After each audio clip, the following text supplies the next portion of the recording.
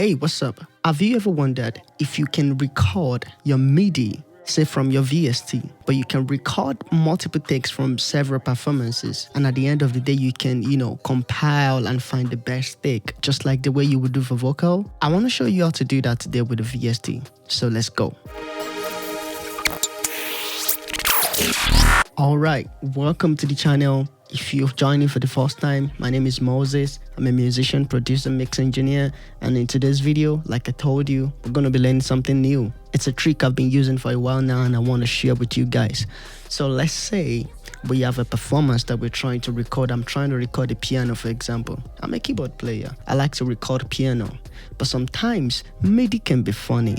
When you want to record multiple takes in MIDI, they just can be very funny. You have to start all over, or multiple takes. You can do that as well, but it's much more flexible and fun when you do that with an audio. Now let's get into Logic. You can do this with any DAW that you use. This trick will most probably apply. You can find your work around it. Now let's say we want to record keys now. Let's add a keyboard, a software instrument, and create an empty. I'm gonna add keyscape. I already think I have a bunch of presets somewhere in my user. Okay, piano. All right. Now we got piano. Okay, cool. Now what we wanna do for this is to create another audio track and say the input will be a bass. Okay, let's say bass 1. And you want to say create. Now you want to take your piano and send it, instead of going to stereo output or whatever, you want to change it to the bass 1, which is not going to be the piano. So when you do that, what do we got? You don't have any sound when I hit the keyboard, all right? When I hit the keyboard right here, I don't have any sound. You need to turn on the input monitoring, the same way you turn on input monitoring when you're trying to record a vocal or, a bass or a guitar. So now let's turn it on, come back here, and then we have sound, okay? And I will record this one. I'll turn it on, record enable, and I'll turn both of them on, record enable. So now that you have this going, you want to start recording.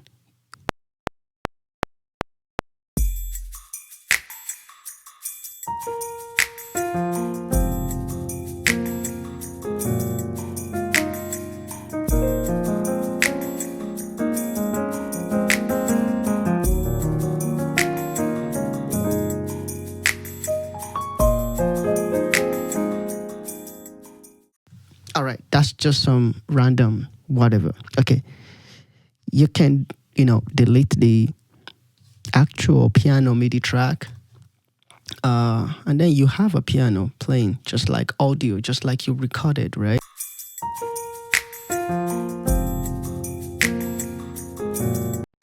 And now let's say I made a mistake. Again, don't forget, make sure the record enable is on for both the MIDI track and the audio track, okay? And then let's start again.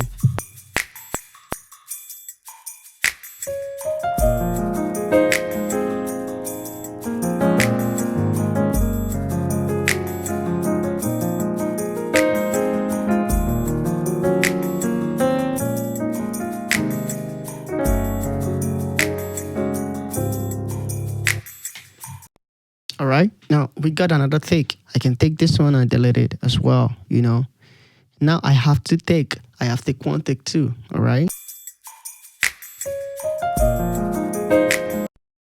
I can decide to say, you know what, I'm going to take just a little bit from take 1 and come right here in from take 2, something like that, right?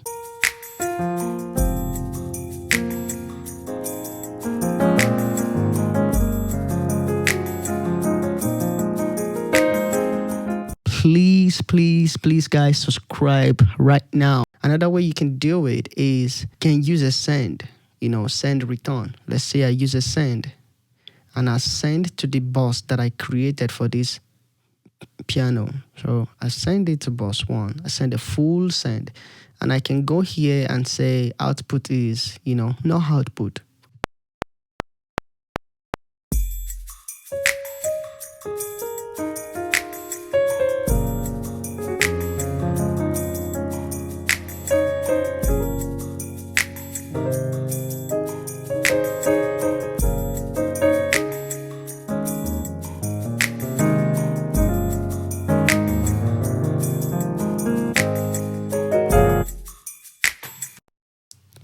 same result, right? Take this one, delete it, and then you have an audio track playing for you, right?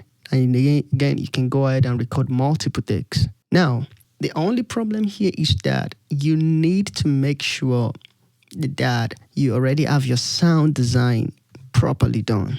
Okay? If you're not sure of the sound you're going for, there's gonna be a problem for you, right? Because you can go back and change that, which is the advantage of MIDI. We all agree that MIDI is one of the best things that can ever happen to the world of music and music making. So you gotta make sure that your VST or your sound or whatever you want to record is sounding good before you start recording it, because you can go back to change it. I mean, you can go back and say you want to convert this to MIDI, but it's just going to be too much work and it may not be perfect. All right. So make sure that your sound design is nice. You're good to go. If you want to add audio effect, for example, look at this. Look at how this sounds, just this effect alone.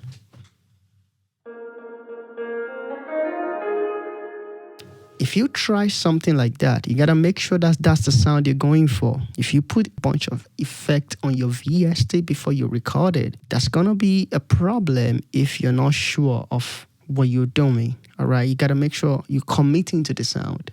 This will force you to commit to the sound. This is the sound I'm going for. Whatever edit I'm doing, I can only do to the audio after I've recorded. So if you're not sure of it, take out a bunch of, you can use send if you want to hear reverb. Send. How does the sound? Yeah. So if you want to add any effect, make sure you are adding effect. Maybe use send or add the effect on the audio. That way you're not committing to it. You can turn it off later on. If you want to use piano, use piano. If you want to use another sound, then make sure that's the sound you want to use. Because when you do that, that's the sound you're going to get recorded unless you keep your MIDI.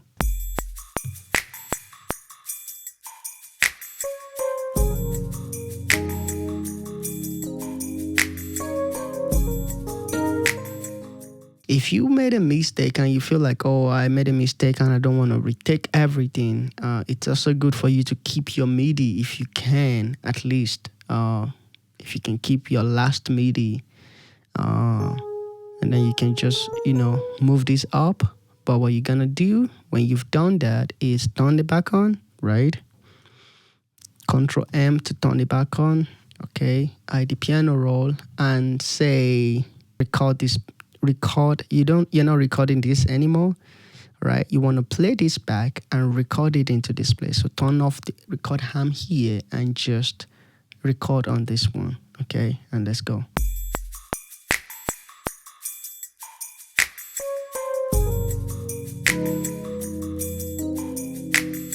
Right, just an example, right? They say that's the error that you made and you tweak that note. You can just tweak that note and record this old MIDI track back over top of this, right? And then you got, this is where the note is. Right, and then you can just move that up a little bit and then you join that back again with your actual, other recording, right?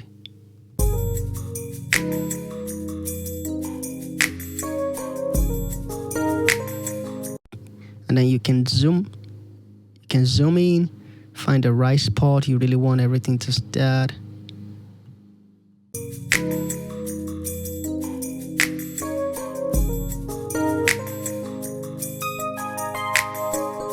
Okay, so let's assume that's what you're trying to do.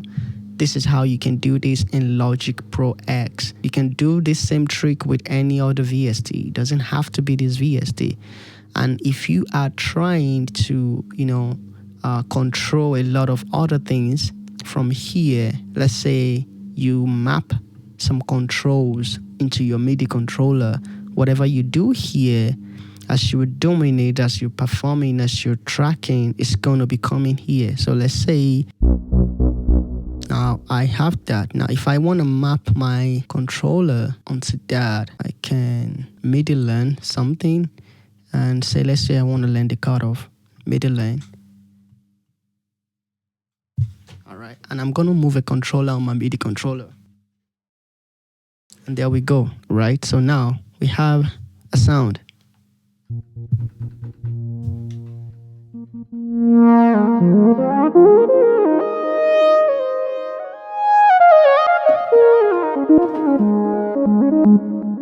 All right, we see that? Okay, cool. Now I can record a whole performance while messing with the cutoff with my controller.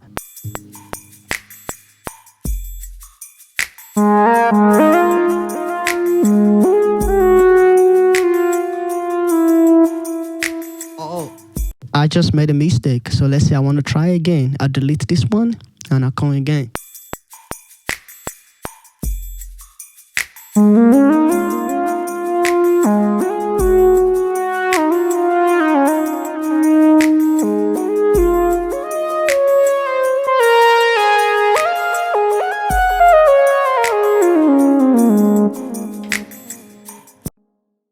All right, and that's take two. Everything I recorded on this is gonna be on here as well. So I'm gonna mute this one right now, the MIDI. Yeah, the MIDI, and let's record and let's see what it sounds like.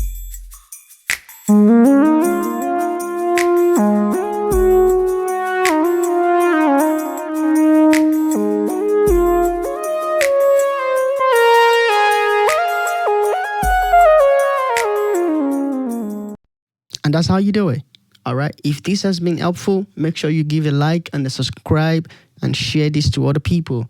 I hope you learned something from this. Again, you can apply this in your DAW. You don't have to use Logic for this. I'll see you in the next video. Please, please, please, guys, subscribe right now. Subscribe, give it a thumbs up. Let's run the number up and let's support the channel. I appreciate you guys. And until the next video, bye.